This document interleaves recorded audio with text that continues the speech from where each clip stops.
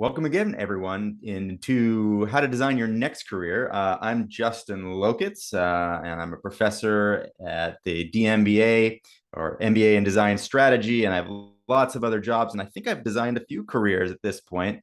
I'm also an author of a couple books. This is probably one of my favorites there, but I'll leave it to Josh to introduce himself.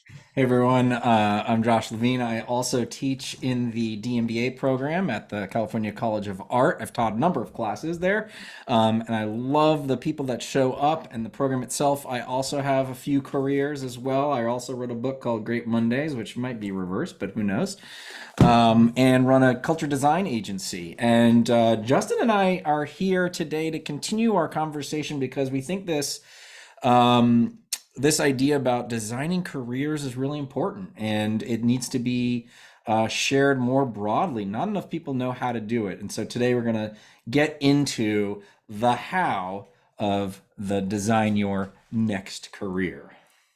There you go. So why don't we just do this? I'm going to share my slides, and everyone should see those now. Great. And we'll take you through, this is episode 2, of course. So we want to take you into what is design and a little bit of the process of building the foundations for building your next career. So first and foremost, what is design? This is something that Josh and I do, probably many of you do too. These are things that we've taught for a long time, but we also want to make sure we break it down so that we're all on the same page. Design isn't just about like the graphic design. Like that's not what we're talking about here. Definitely not. Definitely not. It's the process. It's the process of getting from something really, really messy to something else, right? To something maybe that looks clearer or cleaner, or is the thing that you want or need that you didn't necessarily know you wanted or needed before that. It is often really messy, so just so you know. And in many regards, what we'll take you through is the mess, but so that you can also, in that ambiguity, sort of see the light at the end of the tunnel. Um, I particularly like to think about the process of design by showing what it looks like in other places. And I think that this guy right here, our dearly departed Karl Lagerfeld, I think he did design so well. He did it, he lived it, but also you could really see in fashion design, specifically in a place like Chanel, how design comes to fruition, or how good design comes to fruition through that process. So if you think about what Karl Lagerfeld and Chanel do or did, right, but really any other fashion design company, is what they're doing is they're manufacturing clothing, fashion, accessories, whatever, to hang inside of a store for you and me to buy, right? Whether that's a physical store or a virtual store, doesn't really matter. But you should know, of course, it's not magic that the clothing that we all want to wear just shows up there and it happens to be the best pieces in the world. In fact, for a person like Karl Lagerfeld, but anyone else, who designs, this starts out as lots and lots and lots and lots of rough sketches, right? Tons and tons of options. And, some of them have a little bit of what might end up in that store, but for the most part, these are just ideas. And in Karl's case, often there were thousands of ideas to come out with one actual garment. Is this the mess that one example of the mess that you showed before? This is definitely the mess that I showed before, because you can imagine, like, this isn't just Karl having, sketched all these things. These are a whole team of designers sketching. And it's messy because, well, it's physically messy in their case, but also messy because dreams were crushed, right? People have these visions for these things, and their Right. dreams are crushed because no one, Karl or someone else shoots them down. What is the quote? Throw out your babies, your darlings, Throw kill your out, yeah, darlings or kill something. your darlings, right? And so this is that process of killing your darlings. But first, you have to create the darlings. Like, you have to, they have to be writ large, and in this case, they're writ large on these pieces of paper.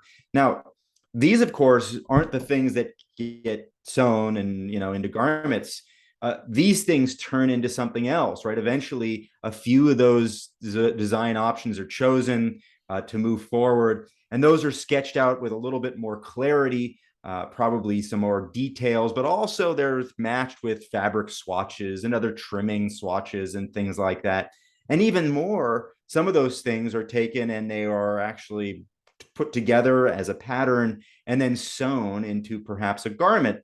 And some of those garments, then, you can imagine it starts with thousands of sketches, and maybe then it's hundreds of things with swatches, and then maybe it's 20 or 30 things that become something that's sewn. And out of those 20 or 30 things, only a handful of those things might make it to a runway show or some other fashion show or something like that to show these things off. And you can imagine that this stage in this process is not only to show off work or to show off artwork or something like that, it's also to gauge the appeal. It's to gauge how people feel about the clothing, the garments, the accessories, and other things that are being shown to them, because it's that appeal and it's what people might actually want and how they're responding to it. Those are the things that end up making it into the store. Right. And so it's this long, messy process, physically messy, mentally messy. You're killing darlings along the way, but all to go from lots and lots of ideas to something that actually hits the mark, to something that addresses whatever the goal was in the first place. And That's that's design. that's the thing that ends up where I walk into the store and I'm like, oh, that is a lot of money, but I have to have I it, right? have to I have have it. to have it. Like your hat, like your hat, Josh. That hat is amazing.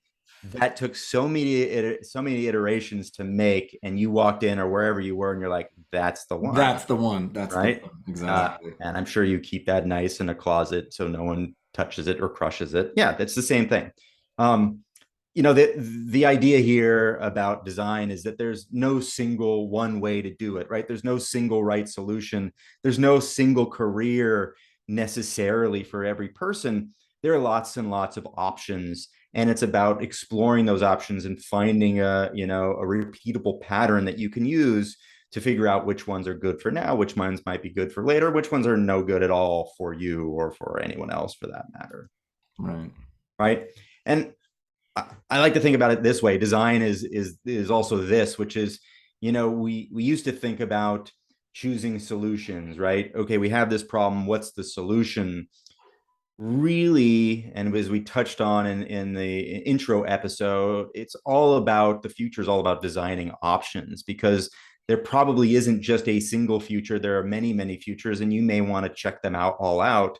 And to do that, you probably need to also come up with lots of options to do that. The a quick another quick plug for I think the thinking that goes into the DMBA, which is traditional MBA programs teach case studies, and the case studies are intended to demonstrate what has happened in the past, and then you can emulate those case studies. If I hit this problem, then I will choose that Right. solution. But in fact, that is not only an old way of thinking, but it is no longer sufficient because those same problems don't show up. And the truth is, they never really solve the same problem again, anyway. So, designing options, that's really what we're thinking about when we think about, I think, applying this idea of design to a particular challenge, which we're talking about careers today. And that's what we're dealing with is designing the future, designing the options for you, which again, super messy, but we're going to give you some tools to start to think about how to do that. Yeah, I think that's totally a salient point there.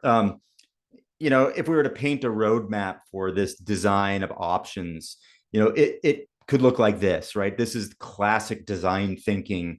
We emphasize, we define, we ideate, we prototype, we test these things, right? These prototypes we have. It's iterative in that we go back and forth here. It's not a linear process. There's lots of killing darlings along the way. And it's also reflective in that, we just keep doing it. And sometimes we go backwards to go forwards. Um, this all starts with empathy, right? And this would be empathy for, if it's designing clothing, it's empathy for our customers who are going to wear that clothing. But if we're designing careers for ourselves and options for ourselves, it's also empathy for ourselves. It's understanding who we are and what makes us, who we are, and what things we hold sacred and what things maybe we don't hold so sacred, and what things we're excited about and what things we're not so excited about. Um, if we can start with empathy and we can really build this foundation of who we are, now we have something by which we can start building lots and lots of options. And whether you do it in post-its or you do it in a Miro or mural or something like that, Options are really, again, about creating lots of different futures. And of course, if we can build lots of options, just like Karl Lagerfeld and Chanel is going to, traipse people out on the runway to gauge interest, we want to do the same things for ourselves. We want to take these options that we've created, ideated, which is, by the way, usually the really fun part, and now we want to experiment. We want to figure out how can we actually test which ones might be for us and which ones are definitely not for us, or which ones are maybe nuanced, and we need a little bit more information about them. And at the end of the day, everything is a prototype, right? As we mentioned in the first episode, we like to think about even every single career as a prototype for the next career, for the next thing you do. And it's the same here. Everything we want to talk to you about, from here on out is about not just designing options for your career, and having empathy for yourself even before that, but also looking at all the things you build here as prototypes that you can actually test and go do. So on this slide, we're showing a mechanism, we're showing a Yeah. device, we're showing a thing. I mean, it's kind of easy to understand that this is a prototype and we can, figure out if it works or not. But more broadly, how would you define prototype in order to include this idea of careers or Yeah. jobs or possibilities? Yeah. Well, first of all, I think we're going to get that also in another episode. I know we will, because we planned this out. But when I think about prototyping and a career, it's going and having the conversations first and foremost. It's going out there and exploring, looking to see what people are doing in that career, talking with them, and not pitching yourself, but actually trying to figure out what do they do, how did they get there, why do they do what they do. It might also be prototyping, might also be trying some careers on. We'll talk about this in a later episode. But when I think about prototyping a career, I also think about, in the peace officer force, or firefighters, they always have ride-alongs. And what is a ride-along if it's not a prototype of what it would be like to be driving in a police car or a fire engine and showing up to emergencies and non-emergency situations? That's a prototype, and you could get a good feel at what it's like to be a police officer by riding along with a police officer and seeing how they react to things. That would be a prototype. And so that's what I mean. We may not build physical things as these Yeah. prototypes, but they are physical manifestations often of what we think we want to do. Right. So the difference between an idea, I have a great idea, I'm going to sketch it out, I'm going to write it out, whatever that might be, getting it on paper, and the prototype is that the prototype we can do something with and we can try it on, we can road test it. It's something that can be, you can collect feedback on or data on. Right, right. And make it real. Make that idea real. That's just on a post-it. Okay, let's go figure out how to make that thing See if that real. makes, yeah, exactly. Cool.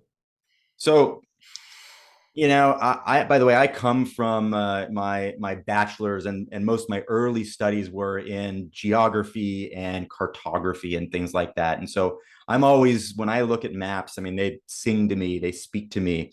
And part of that is also, you can't know where you're going unless you know where you are, right? Or if you don't know where you are, you also can't know where you're going. And so this now is about empathy for yourself. Before you go out there and create a bunch of ideas about what you might want to do, you actually probably should start with the empathy piece, which is who are you and what makes you tick and what things do you like and what things don't you like. And so what we have as part of this series are a bunch of tools. You can use any tool you like. There are plenty of other tools out there. We'll give you a toolbox of stuff that you can use. In this case, we want to talk through very quickly 3 tools that can help you determine your heading. You determine where you might want to go in the future so that you can start creating options after this. So these 3 tools are really, they're framed sort of. 2 of them are sort of framed as compass tools, and another one sounds a bit like a city in Russia. It is not, but these are all about figuring out who you are, what you do or what you do well, what you like about those things, and also what your beliefs and values are. I like to think of these things as if these are, if these are values and a compass, these are the things that are going to help you steer and direct yourself, but also will become the filtering mechanisms when you come up with lots and lots of options. And now you hold those options up to who you are, what you like, what you don't like, whatever it might be. These can help you filter out those or prioritize them in some way so that you're not trying to go prototype 17,000 careers. You're just going to prototype 17, Right. right? So you're in sort of traditional design, product design, there's going to be a research component. That's what this is, but you're Yeah. doing it on yourself. So it's what I like to call me search. It is totally me search. Me search, yeah. Yeah, that's exactly what it is. So really simply, and you can see there's a link for each one of these tools, which you can sort of see what these tools are about. But very quickly, these three tools show you a few different pieces. One is there's the wheel of life, and the wheel of life is really what we call a spider diagram, and you'll be able to rank different areas of your life so that you can really understand what you value and maybe even what you excel at versus other things, right? The personal compass is all about what you've been doing, what you've done in the past, but also what you see and what you value in the future. And then there's the personal design criteria. And these are really hard set. This is very much like design criteria for anything, but what must be part of your next careers, what could be part of your next careers, what should be part of those next careers, and what are the things that you just won't even have part of anything and you're not even interested at all. Yeah. So that's really it. Again, you can link to each one of these, and you'll get a little pop up or a link to another video that talks through each one of these tools. But of course, now it's time for you to actually go and use those tools and do something with them. Great. Awesome. Thanks, Justin. I'm really excited to get deeper with you on this, into this stuff. So check out those little exercise clips. So we'll teach you how to do that, as well as the next episode in our series. See All you next right. time. Have fun. See you guys.